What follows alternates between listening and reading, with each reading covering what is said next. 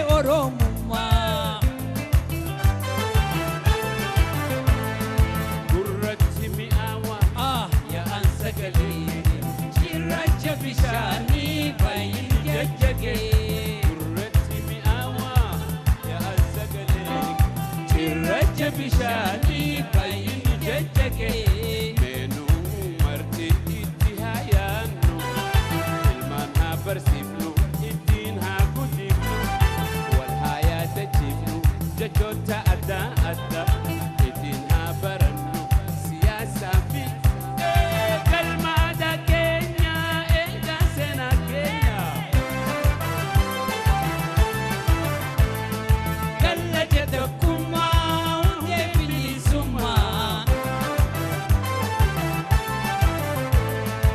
Afaan Oromoo Hundee oromummaa. ammas afaan Oromoo Hundee oromummaa. ammas afaan Oromoo.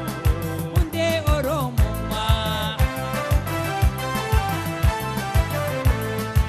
gurratti mi'aawaa Hey!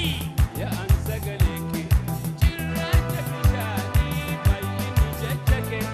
gurratti mi'aawaa yaa'an sagalee cirracha bishaanii baay'een jajjagee.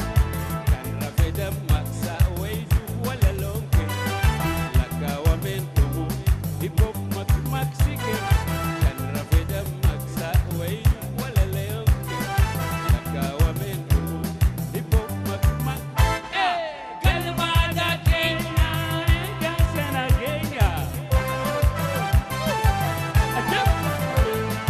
kallacha tokkummaa hundee bilisummaa. Hey! Afaan Oromoo. Hundee oromummaa. Afaan Oromoo Hundee oromummaa. Afaan Oromoo. Hundee oromummaa. Meetiin haa dubbannu, meetiin haa boonnu, meetiin haa yaadnu, meetiin haa katabnu, meetiin haa dubbifnu. Afaan keenya bal'aa daranuu haa bal'ifnu.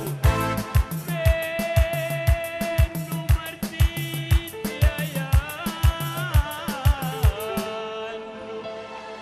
ilmaan haa barsiifnu.